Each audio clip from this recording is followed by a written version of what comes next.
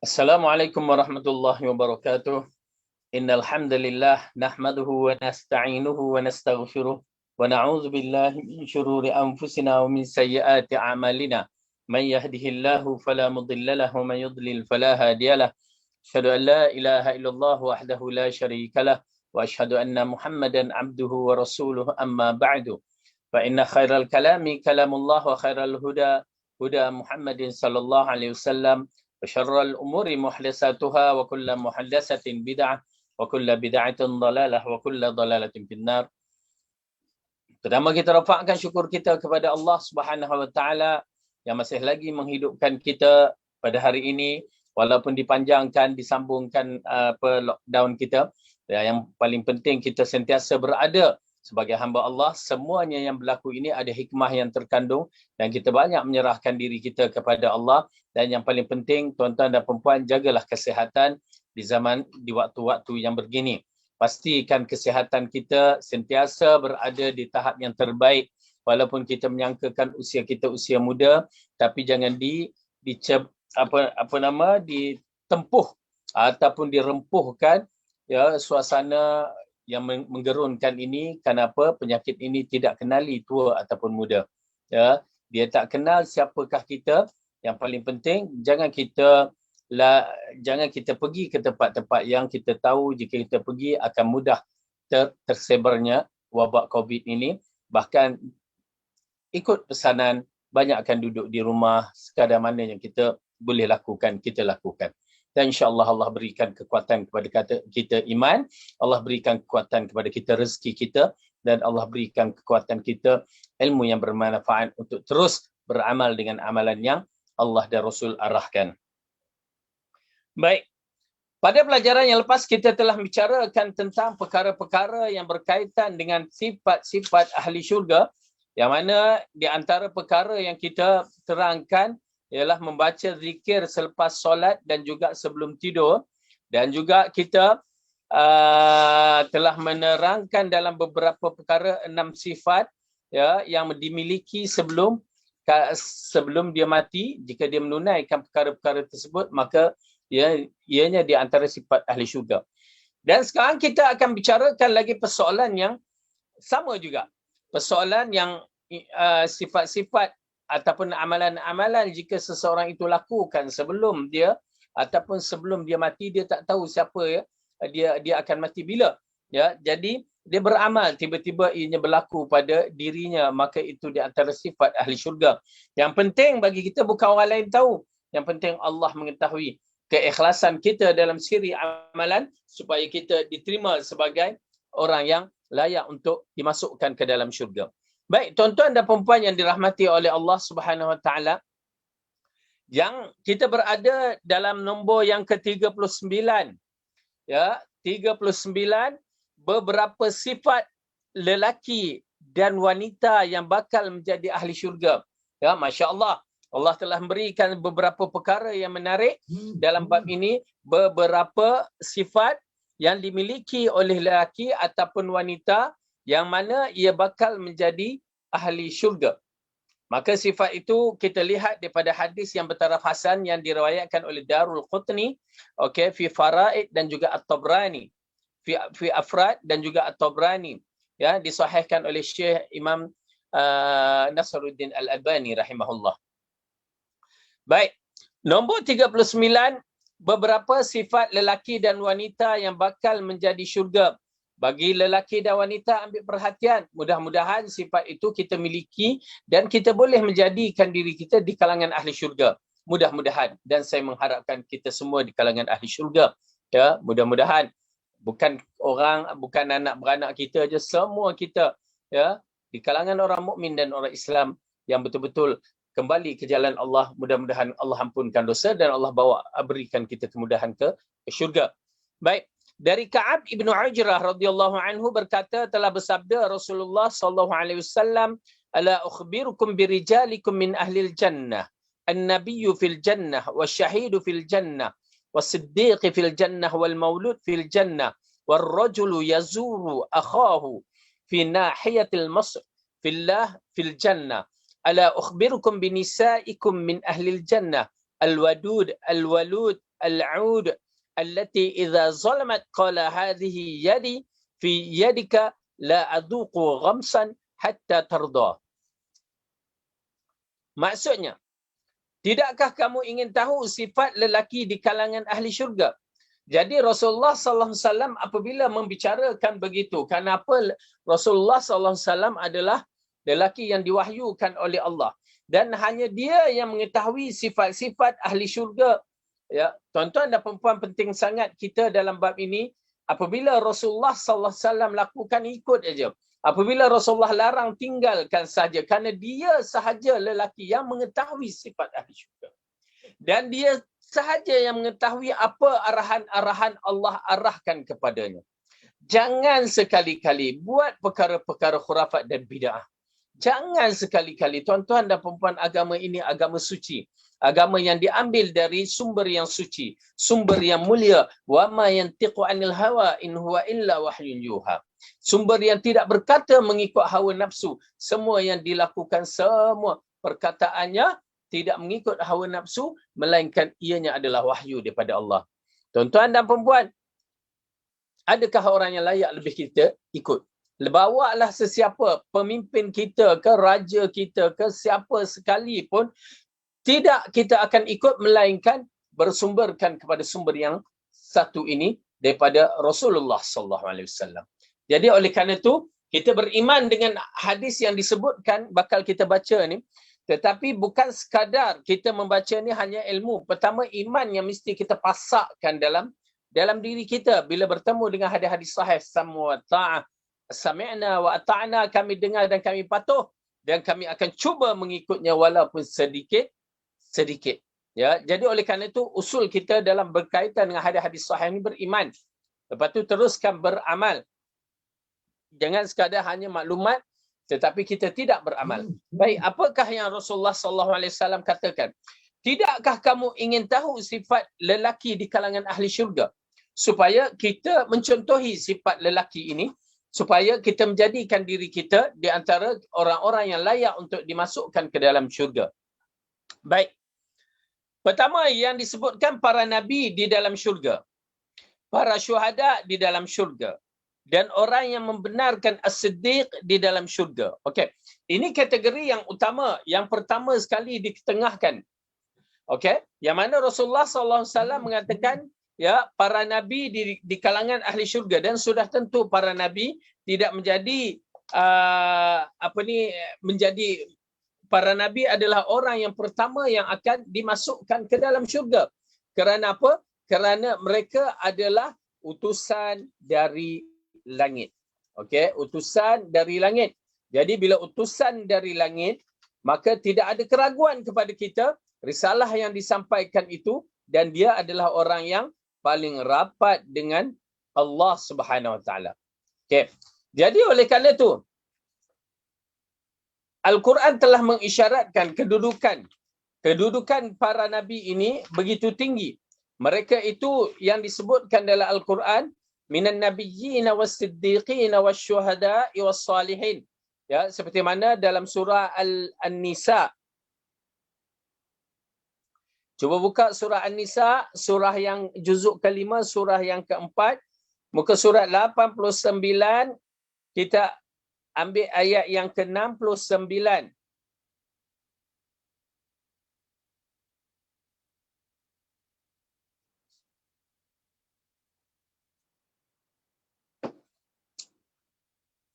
Susunan ini adalah susunan yang disebutkan dalam Al-Quran dan juga hadis. Ya. Kedudukan ini tidak ada ragu dan syak, kerana walaupun mungkin susunan itu berbeza pada golongan yang kedua, as-siddiq atau syuhada, tetapi yang pertama mestilah diduduki oleh para nabi. Itu tidak dinafikan. Baik, kita lihat dalam hadis Rasul dalam Al-Quran ayat yang ke-69 ini, Allah berfirman, A'udzu billahi minasy syaithanir rajim. Wa man yuti'illaha war rasul fa ulaika ma'al ladzina an'ama Allahu 'alaihim. فأولئك مع الذين أنعم الله عليهم من النبيين والصديقين الصديقين والشهداء والصالحين وحسن أولئك رفيقا.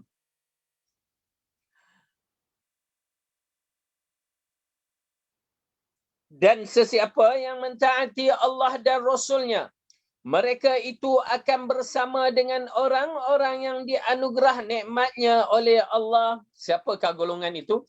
Yaitu para nabi, para siddiqin, orang yang mati syahid, dan orang yang soleh. Dan mereka itulah teman yang sebaik-baiknya. Jadi tuan-tuan dan puan yang dirahmati oleh Allah, apabila ayat ini mengisyaratkan golongan kategori orang yang pertama di sisi Ar-Rahman, maka kita dapati adalah para nabi. Kemudian para siddiqin ataupun para syuhada. Dalam hadis ini, ya, an-nabi fil jannah, asy-syahid fil jannah, was-siddiq fil jannah. Ya, Rasulullah terangkan kenapa tiga golongan ini, minan nabiyyin was-siddiqin wasyuhada'i was-salihin. 4 golongan ini adalah golongan ahli syurga. Jadi bila kita menyaksikan para nabi, memang kita tidak akan dapat setaraf dengan para nabi. Namun para syuhada mungkin ada ruangnya lagi. Para siddiqin, minan nabiyyin was-siddiqin, yang membenarkan. Oleh kerana itu, tuan-tuan dan puan hanya orang yang mempelajari Al-Quran dan As-Sunnah saja yang mampu untuk memiliki sifat ini. As-Siddiqin, yang membenarkan risalah Allah, membenarkan risalah Rasulullah. Selain daripada itu, termasuk ahli bid'ah, walaupun dia berpakaian begitu hebat, serban yang besar, apa semua, hafiz Al-Quran, mereka tidak mampu mengikut para nabi dengan sebenar-benarnya. Tidak pernah nak membenarkan, bahkan mereka mengada-adakan dalam agama. Oleh kerana itu mereka tidak layak memiliki siddiq. Kerana risalah as-siddiqin ini memerlukan orang yang seperti Abu Bakar, membenarkan perkara yang gaib. Kita membenarkan risalah Rasulullah SAW, kita tak akan tambah dan tidak akan kurang. Kita membenarkan apa yang Rasulullah bawa, itulah kita bawa. Apa yang Rasulullah tinggalkan, itulah yang kita tinggalkan. Oleh kerana itu kita beriman dengan apa yang Rasulullah beriman. Terutamanya dalam isu akidah atau tauhid yang memerlukan keimanan yang jazam, yang memerlukan keimanan yang kuat seperti mana yang dibawa oleh Rasulullah SAW dan para sahabat. Dia tak boleh nak main-main. Masalah iman, masalah membenarkan risalah. Oleh kerana itu tuan-tuan dan puan-puan, orang yang beriman cara yang dibawakan oleh Rasulullah SAW dan para sahabat menduduki tangga yang pertama. Selain daripada itu, dia tidak akan menduduki tangga pertama. Bagaimana kita boleh nak bersama Rasulullah SAW nanti? Sedangkan kita tidak beriman seperti mana Rasulullah beriman dan tidak beriman seperti mana para sahabat beriman. Maka wajib bagi kita menuntut ilmu. Tuan-tuan dan puan-puan, telah selesai masalah fardu kifayah. Tak dinafikan, saya akui. Dan fardu kifayah tuan-tuan dan puan-puan, mudah-mudahan Allah terima sebagai amalan soleh. Apa juga bidang yang tuan-tuan dan puan-puan lakukan. Tak kiralah engineer ke, doktor ke, pegawai apa juga kemahiran yang tuan-tuan dan puan-puan libatkan diri dalam mentadbir alam ini, maka itu fardu kifayah. InsyaAllah pahalanya besar. Tidak dinafikan. Namun begitu usul kita untuk menentukan kejayaan fardu kifayah, fardu ain mesti clear. Kalau fardu ain tidak clear, tidak jelas, misalnya mengenal pencipta kita tidak jelas, semuanya akan menjadi masalah. Oleh kerana itu wajib kita bertauhidkan seperti mana Rasulullah dan para sahabat bertauhid. Berakidah seperti mana para sahabat dan Rasulullah berakidah. Barulah amalan-amalan fardu kifayah kita ini akan merasa tenang, selamat.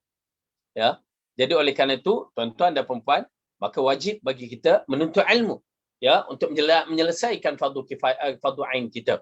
Ya. Sayang, jika kita sampai hari tua begini pun tidak tahu bagaimana kita nak mengambil wuduk cara Rasulullah. Sayang, bagaimana kita nak menghadap Tuhan pun kita tidak tahu. Protokol kita berhadapan dengan Allah waktu nak melakukan solat, kita tidak tahu.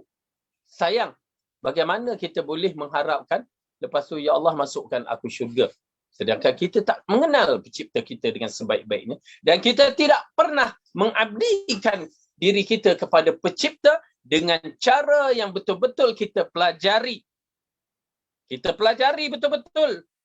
Maksudnya cara sifat solat Nabi itu kita pelajari. Oh, ini dalilnya. Oh, begini rupanya Allah arahkan, Rasulullah arahkan, Rasulullah berbuat. Begitu. Kita nak kena tahu juga. Kita nak akidah kita, tauhid kita bersih kepada Allah. Tidak ada khurafat, tidak ada unsur syirik. Tuan-tuan dan perempuan, saya tidak tahu nak menerangkan bagaimana lagi. Tetapi saya boleh mengatakan kalau tuan-tuan dan perempuan mengagungkan sesuatu, maka Allah itu begitulah kedudukan keagungan kita puja. Bagaimana kita menghormati agung kita? Ya, agung kita. Kita tak izinkan orang mempermainkan kedaulatan agung kita. Begitu juga kita tidak izinkan kedudukan Allah itu dipermainkan. Memahami konsep beriman kepada Allah itu disalah artikan ataupun disalah carakan. Maka wajib bagi kita mempelajari. Dan tuan-tuan dan perempuan teruskan menuntut ilmu, terutamanya mempelajari fardu ain bagi menyelesaikan masalah yang besar untuk kita bertemu dengan Allah mungkin tidak lama lagi. Ya, baik. Tiadakah kamu ingin tahu sifat lelaki di kalangan ahli jannah, para nabi di dalam syurga, para syuhada di dalam syurga, orang yang membenarkan yakni as-siddiq di dalam syurga, kemudian ditambahkan kanak yang mati sewaktu kelahiran di dalam syurga, anak-anak lelaki yang mati sewaktu kelahiran, maka dia dikategorikan ke dalam syurga. Okey. Kemudian dan seseorang lelaki yang menziarah saudaranya di hujung dunia kerana Allah, maka dia di dalam syurga. Ya, kalau kita masya-Allah kita berkenalan di musim haji yang lepas, ya, maka kita menziarahi sahabat-sahabat kita.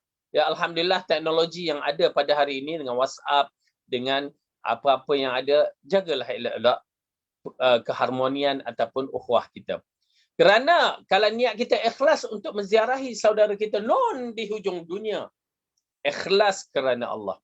Tak kiralah kalau dia Muslim, dia orang Amerika ke, dia orang Afrika ke, dia orang China ke, dia orang Rusia ke, kita pergi ziarah.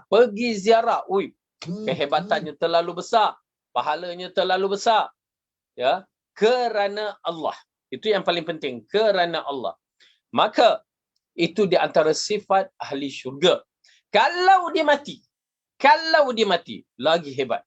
Ya, lagi hebat. Hadis menceritakan orang yang mati menziarahi saudaranya, ya, kedudukannya. InsyaAllah kita akan sampai hadis tersebut. Ya, dia berada di akhir kisah bab ini. Baik. Kemudian, maka dia di dalam syurga.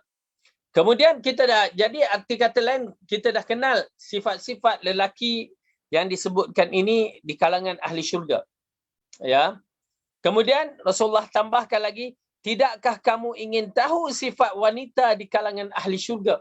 Ya, dengan arti kata lain, sifat wanita yang layak untuk menduduki syurga. Bagaimana agak sifatnya? Ya, adakah sifat-sifat itu dimiliki oleh wanita-wanita kita ataupun tidak? Maka kaum wanita ambil perhatian. Ya, supaya mudah-mudahan kalau kita mampu untuk beramal, apalah salahnya kita beramal.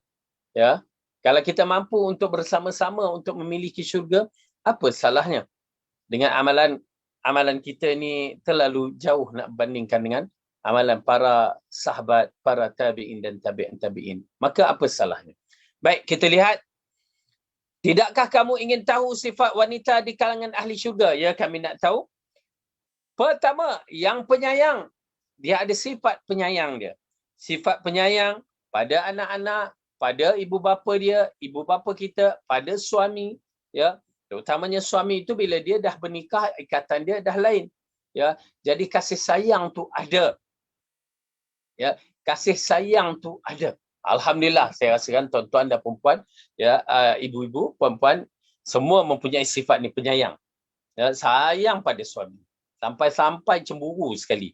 Ya, cemburu pada suami itu lebih-lebih pula. Jangan gitu. Ya, sayang, cemburu tanda sayang, tapi berhati-hati. Ala kulli hal. Kemudian, yang penyayang. Yang kedua, yang boleh melahirkan banyak anak. Ini di antara sifat ahli syurga. Kerana apa? Setiap kali lahirnya seorang baby, maka itu di antara wasilah-wasilah yang terbaik untuk dia mendapat syurga. Masya Allah. Lahir seorang anak. Maka sifat-sifat anak itu, ya, dia melahirkan itu saja dah menyebabkan memperbanyakkan umat Rasulullah SAW. Kemudian dia mengajar anak itu, membimbing anak itu, maka dia menjadi rijalun min ahli jannah ataupun menjadi ahli-ahli syurga, maka dia ada layak, dialah di antara orang yang layak untuk mendapat syurga. Jadi oleh kerana itu, wanita yang penyayang dan banyak melahirkan anak, kalau boleh dia lahirkan anak, lahir. Ya, tiap-tiap tahun toing keluar kan. Banyak lahir, tak menjadi masalah. Sampai 12 ke, satu tim bola sepak ke, lahir. Kalau boleh melahirkan selagi boleh, boleh. Amboi. Ya. Subhanallah. Tetapi kenapa tuan-tuan dan puan-puan, Allah uji di kalangan hamba-hamba kita ni, Allah berikan kemampuan harta, kemampuan apa semua, mereka tidak mahu anak. Berbahaya orang yang tidak mahukan anak, ada beberapa perkara yang perlu dilihat. Adakah dia tidak mahu anak kerana nak enjoy semata-mata? Itu satu bab, ya. Ada larangan daripada Rasulullah sallallahu alaihi wasallam. Ataupun dia memang tidak mahu anak langsung. Itu wallahu alam, ya. Ataupun dia nakkan anak tapi dia tidak mampu memilikinya, itu mudah-mudahan Allah islahkan dia. Ya, bagaimana cara islahkan? Banyak kena lihat kepada Al-Quran. Tetapi yang paling penting, banyakkan istighfar. Ya, banyakkan istighfar. Kenapa? Kita menyaksikan dalam Al-Quran, ya, Allah menceritakan kelebihan istighfar, dan kita menyaksikan, ya, pengalaman-pengalaman di kalangan para sahabat, para tabi'in, ya, berkaitan dengan masalah anak, ya, banyak kepada istighfar. Tak kira lelaki ataupun perempuan.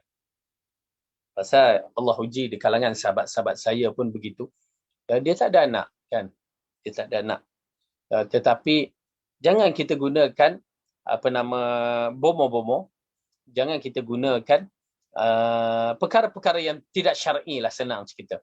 Dalam bab perubatan ini, saya mengatakan perubatan tradisional ni banyak cenderung kepada perkara yang tidak syar'i, khurafat. Perubatan moden tu lebih baik. Ya, jarang berlakunya syirik. Kecuali kalau orang tu dah melampau sangat, ya akan syirik lah. Tapi perubatan tradisional ni, dia akan datang benda-benda syirik ni dengan mudah. Dia susah nak beranak. Susah nak beranak. Dia tak dapat hasil daripada isterinya. Pergi jumpa bomo.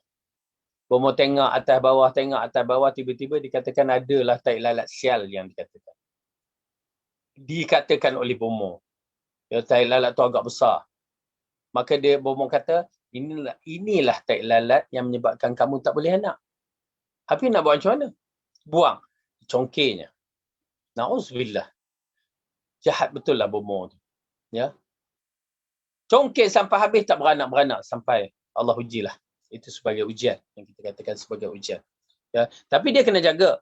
Ya, yang lelaki dan wanita bila berhadapan dengan ujian yang begitu, ya, jaga kesihatan, jangan merokok, jangan ni buat benda-benda yang makan benda-benda yang tidak mendatangkan kebaikan. Okay? Ada pun seorang lagi sahabat saya begitu juga, setelah kahwin 3, 4, 5 tahun tak beranak, dia pergi. Waktu tu ada salah satu universiti membuat kajian perkara ini dan dia menjadi bahan eksperimen. Ya, bahan eksperimen. Subhanallah, tuan-tuan dan puan-puan, ya. Uji-uji boleh mengandung. Ya. Alhamdulillah, ya, itulah ujian yang pertama yang berjaya dijalankan, ya.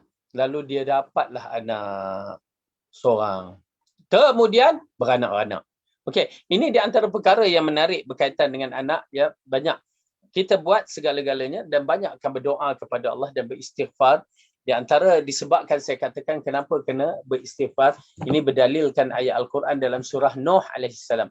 Ya, cuba buka surah Nuh juzuk yang ke-20, 29. Ya. Surah Nuh. Allah berfirman. Okey, surah Nuh, surah yang ke-71. Ya, 71.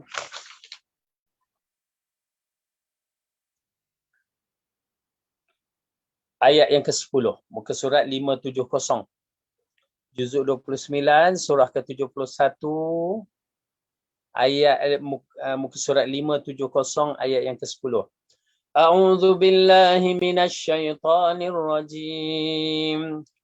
Faqultu astaghfiru rabbakum innahu kana ghaffara yursilis samaa'a 'alaikum midrara wa yumdidkum bi amwalin wa banina wa yaj'al lakum jannatin wa yaj'al lakum anhara.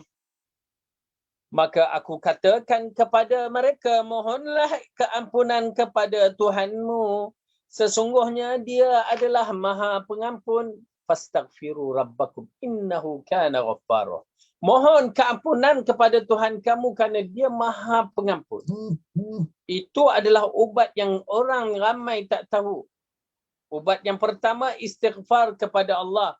Tuan-tuan dan puan-puan, cuba saksikan bagaimana Nabi Zakaria dah tua, dah beruban putih melepak, pun tak ada anak. Lalu dia berdoa kepada Allah, masih lagi berdoa kepada Allah, sehingga dia diterima doanya dan dia boleh mendapat anak.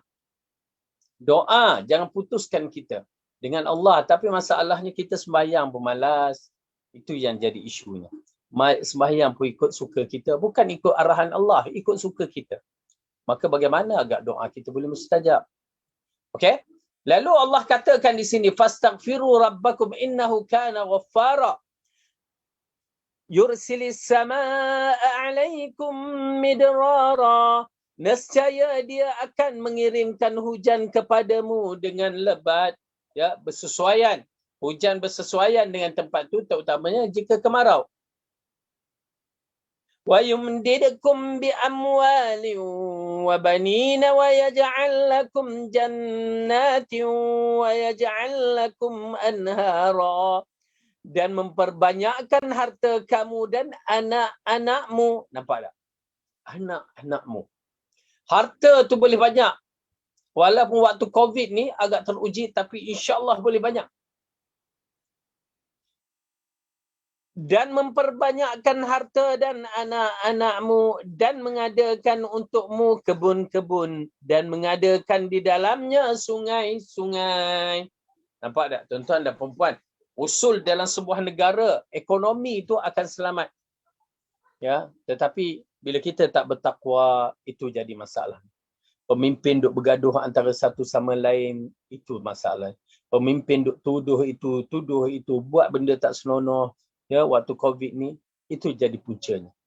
Ya, di antara perkara yang menyebabkan COVID tidak akan selesai. Banyakkan istighfar kepada Allah, dan begitu juga bagi mereka yang inginkan anak, banyak istighfar kepada Allah. InsyaAllah Allah bagi jalan. Ya, Allah bagi jalan. Jangan berputus asa kerana apa? Nabi pun diuji dengan tidak ada anak. Nabi Ibrahim, Allah berikan Sarah dalam usia yang tua. Ya, dia tepuk mulut macam ni, aku akan dapat anak, suami aku dah tua bangka, aku mandul. Kan? Allah islahkan. Begitu juga dalam kisah Maria, kisah Nabi Zakaria. Ya. Allah berikan kelebihan dia untuk memiliki anak di saat-saat hari tua. Ya, siapa sangka? Oleh kerana itu kita kena faham dalam bab ini bahawa bila Allah nak bagi, ya, jangan kita khawatiri. Banyakkan berdoa dan istighfar dan berusaha. Ini berdalilkan ayat yang kita lihat dalam surah Maryam. Ya, kita tengok surah Maryam supaya kita tahu apa cerita surah Maryam ni. Juzuk yang ke-16, surah yang ke-19. Juzuk ke-16, surah 19, muka surat 305. Kita mulakan ayat yang pertama. A'udzu billahi minasy syaithanir rajim. Bismillahirrahmanirrahim. Kafha ya 'ain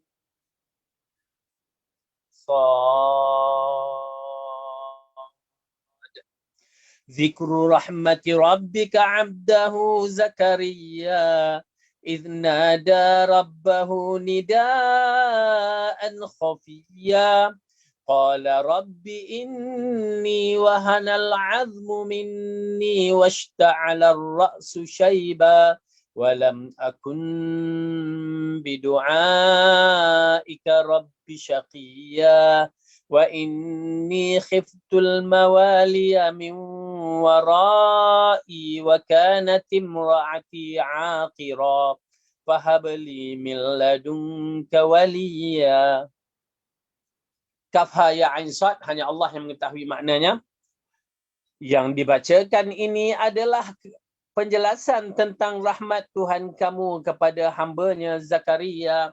Allah mukadimahkan ayat ini bahawa ini adalah mengisyaratkan bahawa bagaimana rahmat Tuhan kamu kepada lelaki ini, Nabi Zakaria. Allah buka rahmatnya. Bila Allah buka rahmatnya, kita kena tahu bab Allah ni banyak kepada Allah nak buat apa dibuat, dia punya hal. Suka dia lah. Bila dia nakkan satu, fa in arada syai'an ay yaqula lahu kun fayakun. Bila dia nak sesuatu, dia akan kata kun, jadi, jadilah. Itu sifat Allah yang tak perlu kita bicara. Kalau itu pun tak mampu untuk kita bicara, apakah sifat perkara-perkara yang lain? Ya, memang tak mampu. Dia nampak kita, kita tak nampak dia. Dia mengetahui hal kita, kita tak mengetahui hal dia. Bila dah tak nampak lagi, tak mengetahui. Bila tak mengetahui, bagaimana kita nak tahu? Ketahui, tak boleh nak tafsir ikut akal. Kena tunggu wahyu-wahyu Allah. Okey, baik. Iaitu tatkala ia berdoa kepada Tuhannya dengan suara yang lembut dan perlahan. Okey. Ini ada adab doa yang perlu kita faham. Iznada rabbahu. Waktu dia memohon kepada Allahnya, nidaan khafiyya, dalam keadaan perlahan, lembut dan perlahan. Dia tak minta, ya Allah tolonglah aku, ya Allah tolonglah aku. Tak. Macam setengah orang sambil melagu pula tu. Hasbi Rabbi ataupun bagian-bagian. Bukan begitu. Para Nabi tidak berdoa begitu. Dia berdoa, ya Allah, sambil melagu-lagu. Maksudnya mengadu, merayu-rayu. Ya Allah. Begitu. Dan tidak mengangkatkan suara. Kalau kita ni siap, waktu terutamanya kita ni bangun tahajud, orang lain tak bangun. Ya Allah, bukalah hati mereka mayang tahajud. Itu lain cerita lah. Tapi nak ceritakan bahawa kita berdoa, doa kita dengan Allah ini adalah doa sendiri-sendiri. Habis Tok Imam baca kuat-kuat, siapa suruh kamu ikut dia? Ya, Imam tu dia baca hak dia. Kita ni doa kita sendiri-sendiri. Okey? Kemudian Allah katakan, ia berkata, ya Tuhanku, sesungguhnya tulangku telah lemah dan kepalaku telah ditumbuhi dengan uban dan aku belum pernah kecewa dalam berdoa kepadamu, kepada engkau ya Tuhan. Okay. Tuan-tuan dan perempuan, kalau kita faham bahasa Arab, washta'ala ra'su syaiba, menyala dah.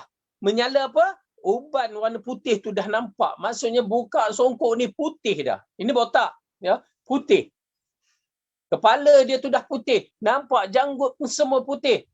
Mengisyaratkan dia dah tua. Melebihi 60 tahun. Kalau ikut uban yang putih ni, melebihi 60 tahun. Wallahu'alam. Dan dikuatkan lagi hujahnya. Washta'ala ra'si syaiba. Ra'su syaiba. Walam akum bidu'aika. Wahanal azmu. Aku punya tulang ni dah tak kuat. Tuan-tuan dan perempuan, tulang belakang dah sakit. Bila tulang problem, segala-galanya problem. Kemudian dikuatkan dengan perkataan, ya, dalam ayat ni, ia berkata, ya Tuhanku, sesungguhnya tulangku telah lemah dan kepalaku telah ditumbuhi uban. Dan aku belum pernah kecewa dalam berdoa kepadamu, ya Tuhan. Dan sesungguhnya aku khawatir terhadap kecuaian sepeninggalanku. Sedangkan isteriku adalah seorang yang mandul. Mandul, ya. Maka anugerahlah aku dari sisi engkau seorang putera. Ya, tuan-tuan dan perempuan, dia dah tahu isteri dia mandul. Tapi dia berdoa. Heran kan? Para nabi tahu kedudukan Allah yang akan buat apa yang dikehendakinya. Cuma kita aja kekurangan keyakinan. Para nabi dia mempunyai keyakinan Allah akan buat apa yang dikehendakinya. Yaf'alu ma yurid. Okey? Jadi, apabila Nabi Zakaria berdoa, ya, berdoa begitu, akhirnya apa berlaku? Allah bagi betul-betul. Akhirnya dia dapat seorang baby yang bernama Yahya. Itulah Nabi Yahya. Okey, kita masuk balik ke dalam bab hadis ini, mengisyaratkan bagi wanita-wanita jangan susah sangat nak beranak, kecuali lah kalau sakit, dia ada penyakit, maka doktor kata tak usah beranak, ataupun adalah sifat-sifat tu, itu kita tak boleh nak buat apa. Tetapi kalau boleh melahirkan produk yang terbaik ini, lahirkanlah.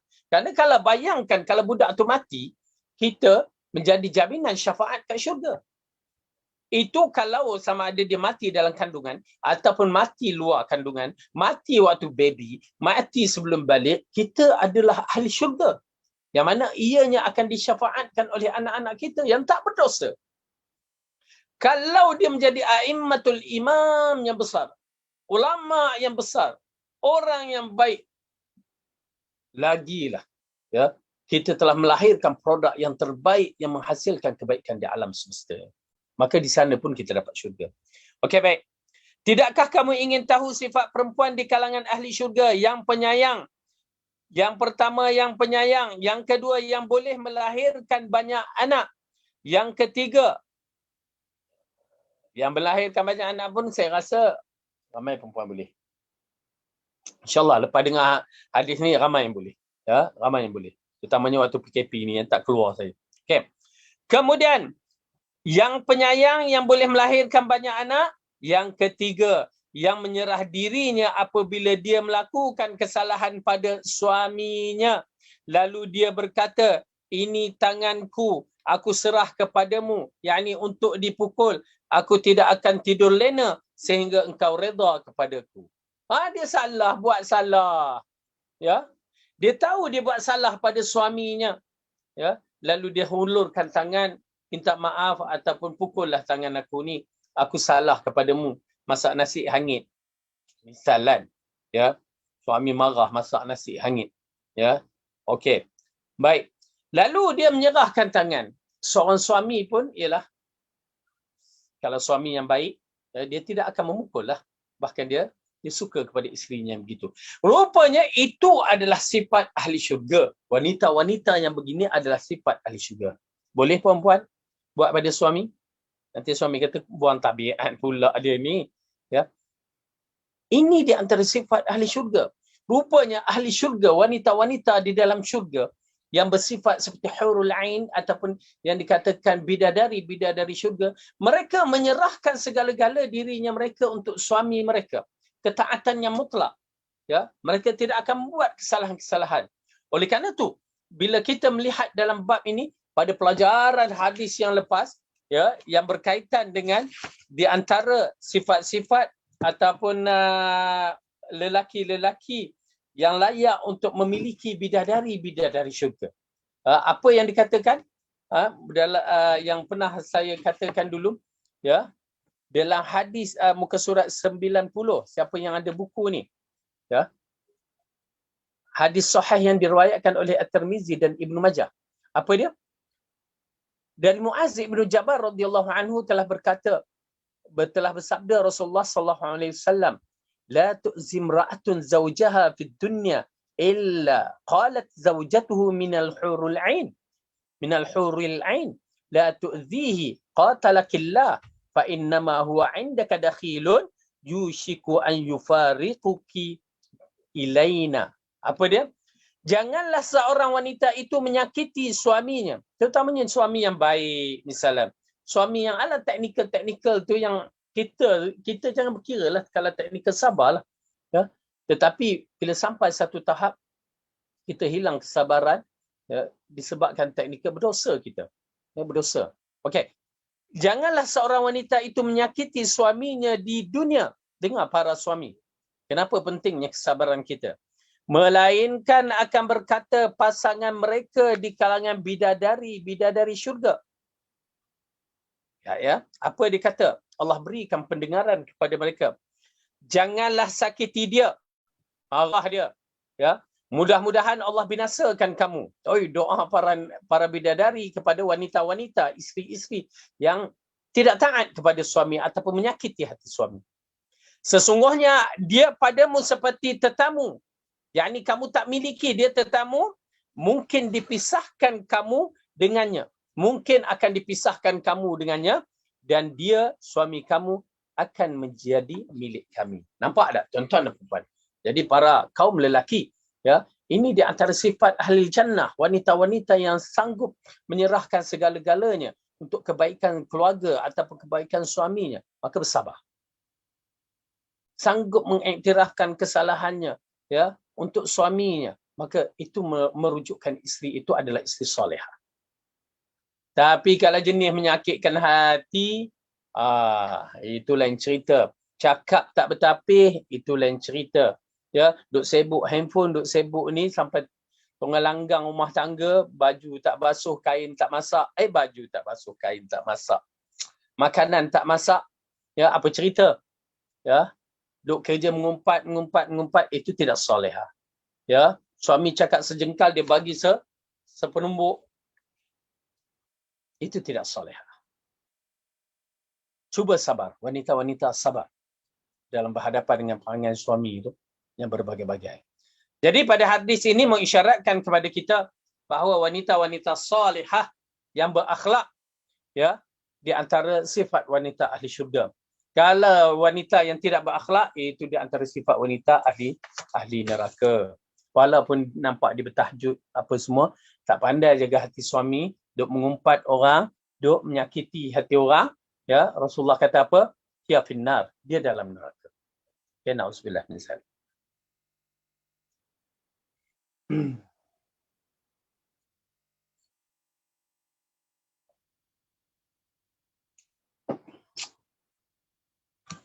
Baik, kita masuk nombor 40, memelihara solat fardu pada waktunya.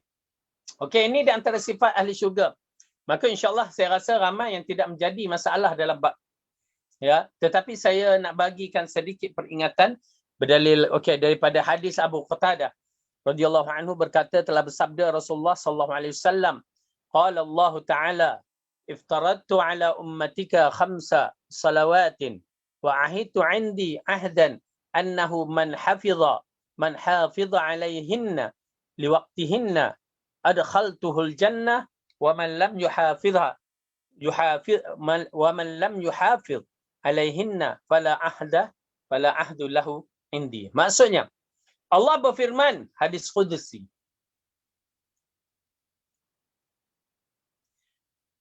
aku telah fardukan kepada umatmu solat 5 waktu, dan aku telah berjanji dengan satu janji, barang siapa yang memelihara solat pada waktunya, maka akan dimasukkan ke dalam syurga. Barang siapa yang tidak menjaganya, maka tiada perjanjianku dengannya. Okey. Tuan-tuan dan puan-puan, ini di antara perkara yang amat penting kita ketahui bahawa amalan-amalan soleh ini, ya, amalan-amalan soleh ini yang terbaik adalah amalan fardu. Allah amat suka kepada orang yang melakukan amalan fardu. Ya, mendatangi dengan amalan fardu dengan secepat mungkin. Itu kena ambil kaedah. Mampu je terus buat. Sebab orang yang bayar ada zakat, ada harta terus boleh berzakat, dia terus bayar zakat. Orang yang mampu untuk solat awal waktu. Penting. Kenapa solat akan menjadi perkara yang akan ditimbangkan ataupun disoalkan yang pertama sekali di hari kiamat. Dan yang paling penting dalam hadis ini, apabila Allah telah mengisytiharkan, aku telah fardukan, wajibkan kepada umatmu solat 5 waktu, dan aku telah berjanji, wa ma yukhliful mi'ad. Allah tidak akan melanggari janji.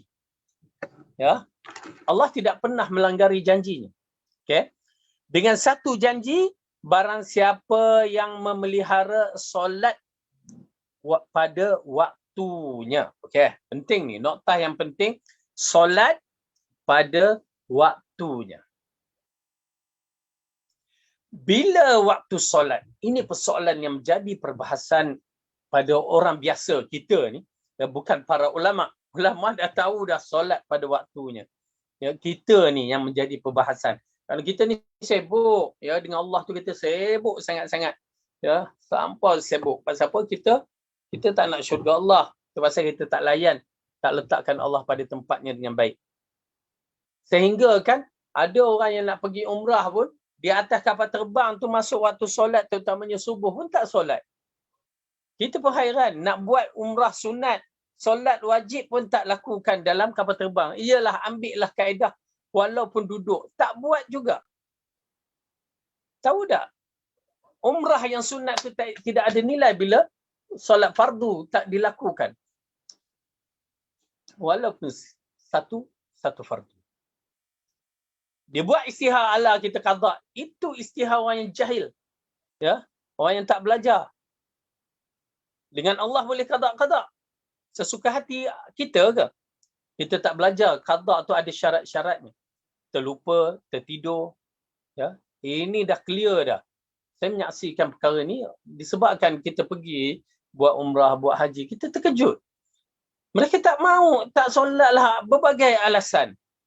Susahlah, takutlah. Kalau kita ni, maaflah kata, kita dah selalu naik kapal terbang, kita tahu boleh, ada yang boleh solat berdiri, ada yang boleh solat duduk, terpulang. Tapi ruang masih ada untuk melakukan solat. Apa salahnya? Ya, tuan-tuan dan puan-puan, bermain dengan Allah. Itu nama bermain. Satu. Yang kedua, dalam masalah solat pada waktunya, tuan-tuan dan puan-puan, kenapa Allah kata fawailul lil musallin? Celakalah bagi orang yang solat. Kerana mereka melakukan solat ini mengikut kehendak mereka, hawa nafsu mereka. Pertama di antaranya disebabkan dicelakakan bagi orang yang solat ini, mereka menunjuk-nunjuk. Mungkin kita tidak ada, alhamdulillah. Yang kedua, tidak mengikut cara Rasulullah sallallahu alaihi wasallam. Habis kita ikut solat cara siapa? Tak tahu, kata belajar mazhab Syafi'i pun tak belajar. Yang kedua, yang ketiga, kita tidak menjaga waktu solat bagi kaum lelaki berjemaah. Bagi kaum perempuan tak apa. Di rumah. Yang keempat pula di antara masalah mereka ini ialah melengah-lengahkan waktu solat. Melengah-lengahkan. Apa yang Rasulullah sallallahu alaihi wasallam katakan?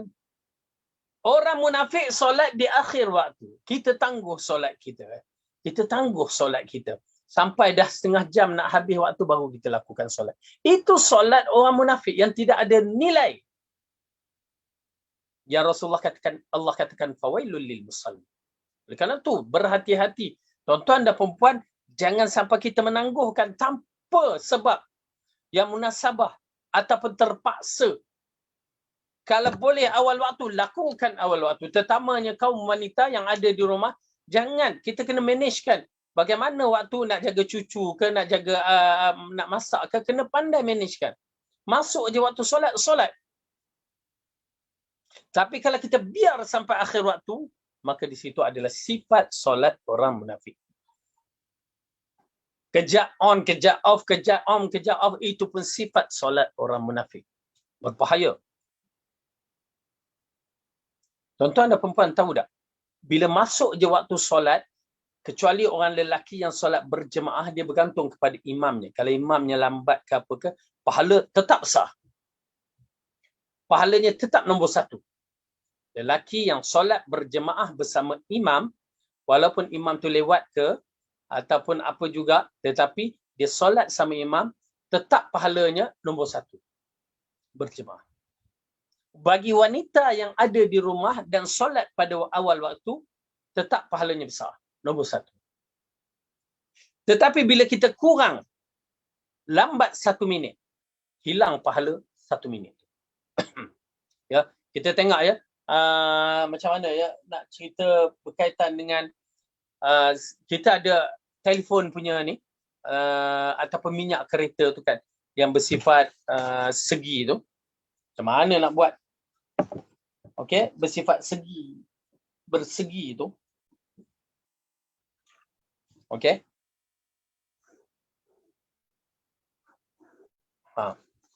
Sinilah. Senang kan? Dia macam tu. Yang pertama, banyak lagi minyak.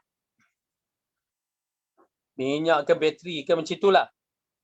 Tahu tak? Nilai pahala kita dia. Tak nampak kan? Nampak tak? Segi macam tu. Bateri-bateri itu kan. Dah sikit, dah tinggal sikit bateri ataupun minyak kan. Macam tu. Tiap-tiap awal waktu, pahalanya besar. 1 minit kurang, 1 minit kurang, 1 minit, dia akan setiap second dia akan hilang pahala-pahala fadilat-fadilat solat yang besar tu pahala. Dan akhirnya jadi kecil. Oleh kerana tu orang yang solat lewat tu, pahalanya dah tinggal sikit. Dan silap-silap, inilah waktu yang dikatakan sifat munafik. Oleh kerana tu tuan-tuan dan perempuan, berhati-hati. Jangan sampai kita melengah-lengahkan solat. Okey, jadi ini perjanjian Allah kepada kita bahawa dia akan memberikan ganjaran syurga bagi mereka yang menjaga solatnya. InsyaAllah lepas ni kita jagalah solat fardu kita supaya tidak melengah-lengahkannya. Okey, kita habiskan hadis yang ni. Yang nombor 41, tidak meminta bantuan manusia. Ya. Dari Sauban berkata, telah bersabda Rasulullah SAW dengan maksudnya, sesiapa yang boleh menjanjikan padaku satu perkara, baginya syurga. Ya. Man yataqabbalu li biwahidatin wa ataqabbalu lahu bil jannah. Dan siapa yang boleh memberikan janji kepadaku suatu perkara, baginya syurga. Lalu Sauban periwayat hadis ni mengatakan, aku ya Rasulullah. Baginda bersabda, apa dia? Janganlah kamu meminta pada manusia sesuatu apa pun, harta ataupun lain-lain. Ya. Berarti kita tidak digalakkan ataupun bagi kita ni tidak disuruh, tidak digalakkan untuk menadah tangan, meminta bantuan, tak kira apa juga bantuan. Sama ada keuangan, makanan, perbuatan, segala-galanya. Berdalilkan para sahabat ni memahami apa yang Rasulullah SAW katakan. Okay, kita tengok apa yang dikatakan oleh Sauban. Berkata perawi, selepas itu Sauban jika dia terjatuh cemeti kuda sekalipun, dia tidak akan suruh sesiapa mengambilnya. Dia akan turun dari kuda dan mengambilnya sendiri. Cemeti, rotan kuda tu yang dipukul kuda tu terjatuh. Tuan-tuan dan perempuan dari atas kuda nak turun kuda tu, letih. Ya. Malas. Kalau boleh tolong ambil, orang tu ambil. Bagi. Pasal dah ke bawah. Tetapi Sauban, ya, radhiyallahu anhu, disebabkan dia telah mengambil perjanjian dan dia nakkan syurga, maka dia tidak menyuruh orang ambil. Sedangkan Sauban, sahabat Nabi yang besar, orang kenali dia. Kalau dia suruh apa pun orang akan buat. Tetapi Sauban tak buat. Ya, dia tidak pernah nak buat begitu. Oleh kerana itu perkara yang begini yang muncul di kalangan para sahabat radhiyallahu anhum, mereka tidak adalah golongan yang tidak pernah nak meminta-minta. Jarang adalah yang meminta, tak salah meminta. Tetapi ini jaminan Rasulullah SAW, bila kita tidak meminta-minta ataupun tidak memohon bantuan orang, maka kita di antara sifat ahli syurga. Subhanallah. Oleh kerana itu, bila kita menyaksikan di dalam surah Al-Baqarah, di kalangan para mujahidin yang cacat tu, ya, mereka dah jihad, ada yang terpotong tangan, terpotong kaki. Mereka ni setengah tu miskin, dah tak boleh nak buat kerja. Dan dia mengharapkan orang yang bersedekah. Tetapi dia tidak akan meminta. Dia mengharapkan orang nak bagi. Ya. Hanya orang tertentu yang kena, oh dia ni, kena bantu. Orang ni, bantu. Dia nak tadah tangan? Tak sama sekali. Berbeza dengan kita. Menadah tangan. Ya, kita menadah tangan. Nakkan bantuan. Tetapi dia tidak begitu. Ya. Oleh kerana itu, Allah ceritakan di dalam surah Al-Baqarah, ayat, cuba buka surah Al-Baqarah. Cuba buka surah Al-Baqarah, juzuk yang ke-3.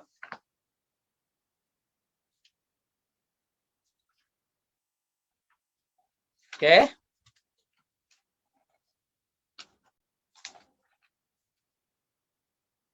Okey. Muka surat 46 ayat 273.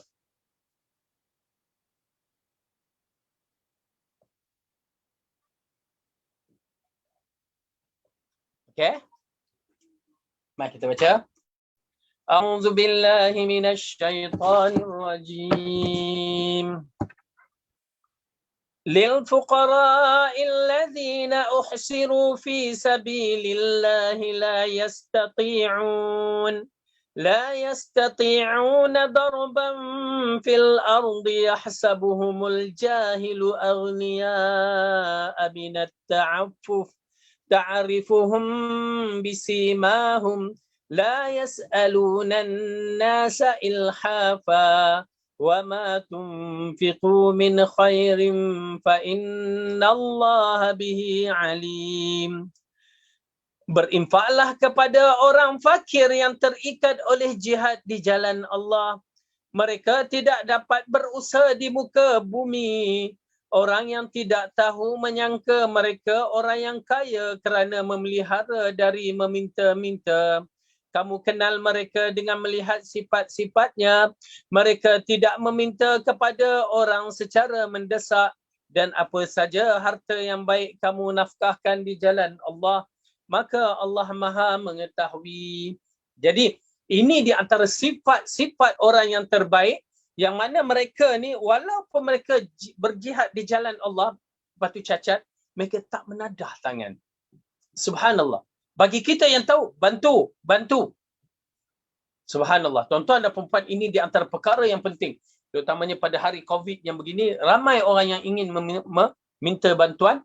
Ya, di kalangan sahabat-sahabat kita, bantulah. Apa salahnya?